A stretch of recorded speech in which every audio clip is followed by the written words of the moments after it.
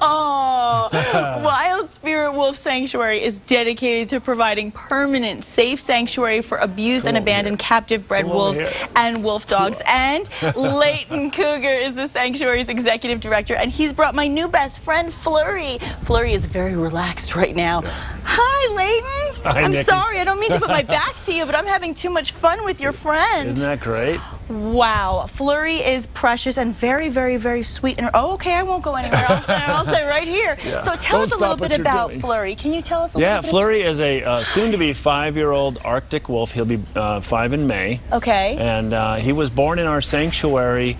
We rescued his mom and his dad and a 2-year-old male from a breeder in Oregon who was selling exotic animals as pets. Mom was pregnant when we got her. Wow. She had 5 babies. I borrowed 2 of them and hand-raised them, and this is Flurry, who I hand-raised. Well, and if we have not dispelled the myth that wolves are not all wild and crazy, and that some of them are very loving and sweet. You're about to get kissed. Oh, I was about to get kissed by a wolf on TV. Well, I want to mention to our viewers that the sanctuary houses over 50 captive bred wolves and wolf dogs. So how do the animals actually come to you? All right, I'm going to sit here. And well, all the animals are captive bred and sold or intended to be sold in the exotic pet market. Okay. And then those owners or maybe animal control or neighbors or someone calls us and said, hey, these people have wolves in their backyard, or these wolves have escaped and animal control's caught them. What do we do with them? So we have a lot of different adventures of going all over the country rescuing these wolves from people who try to make them pets. That's amazing to me. Now, why wouldn't a wolf make a good pet?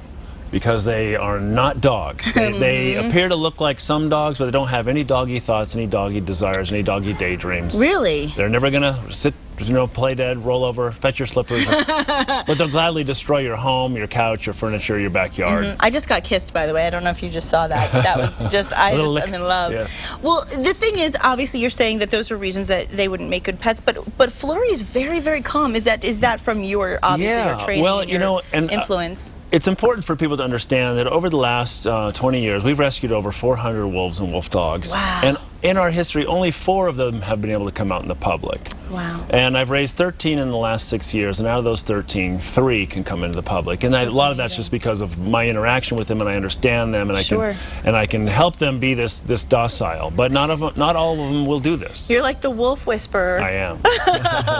Well, can you tell us a little bit more about the care that the sanctuary really provides to these animals? Because it's so special. All of our animals are in compatible pairs or family groups if we get a family group. We're like a zoo where you can go to see the different habitats. So the smallest habitat that we have for a pair of wolves is 5,000 square feet, and the largest is 1 acre. Okay. Oh, and we're looking right here at some video of you working. Is that Flurry? That's actually his brother Frost. Oh. And there's a group of my dogs. And you know, the thing is, we can provide some of the best care just because of who we are and what we do. And we bring these animals out of some horrible situations, and then they get an opportunity to live a life out of peace and freedom and comfort. Oh, I love to hear that. But they cannot go into the wild because they have no wild nature and wild instincts because they were raised in captivity. Right. The equation of food is humans give me food. So we can't go out in the wild. Although I have to say, for those who are watching right now, there is actually meat cooking in our kitchen, and Flurry has been a perfect angel, way better than all of us. We've all been running after the food, but Flurry's been sitting calmly. So, you know, you've obviously done an incredible job of training him, and you've made some really wonderful efforts to improve public awareness and understanding about wolves in general. Can you tell us a little bit about that? Well, we have an amazing outreach program where we want to get into the schools, clubs, groups, Boy Scouts, Girl Scouts, churches, homeschoolers, wherever we can be, wherever we're invited. We bring a wolf in, so we have a live presentation.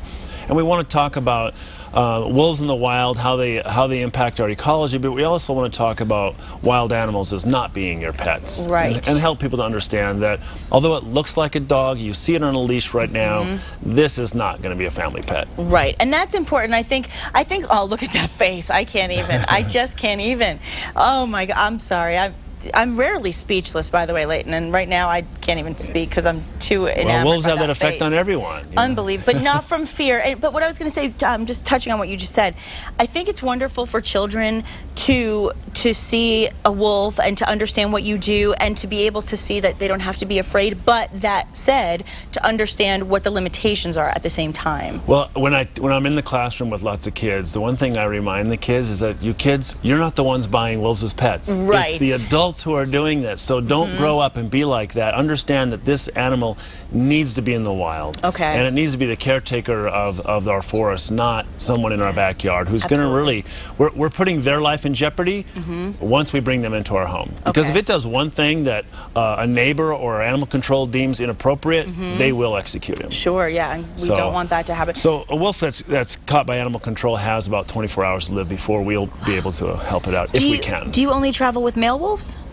The boys are larger, so they're a greater conversation piece, Okay. and they're also a lot more docile than the girls. Okay. So, yeah. And I know this is going to sound like a crazy question, but as far, I know you think about, dogs and giving them baths, and Flurry is just so beautiful and clean and white. How do you take care of him as far as grooming goes and keep him calm?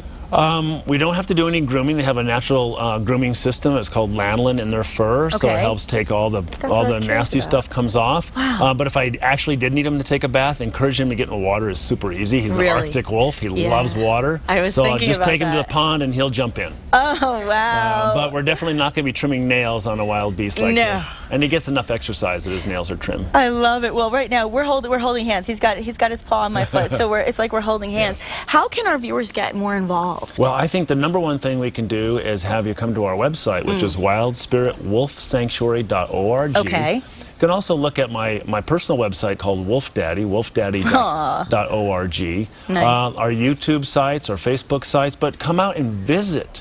Come out and visit, have an experience. We have a campground, it's a 40-acre campground. We have an RV park.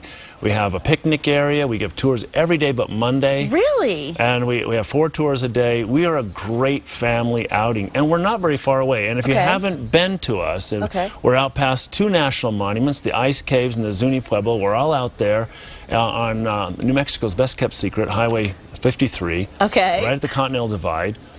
So it makes a great day trip, or come and camp out, make it your hub so you can visit the monuments and the ice caves and the Zuni Pueblo. Make a whole staycation out of it, right? Absolutely. Well, I will definitely be heading up there to see my new friend and to see you as well, Leighton, my other new friend. Thank you so much for joining us. Wonderful information, and thank you for educating us on Flurry and all that you do. It's really wonderful. Thank you. Well, come out and see us. I would love to. Thank you so much. I'm going to go give my new friend a hug. We'll be right back. Thank you, Flurry.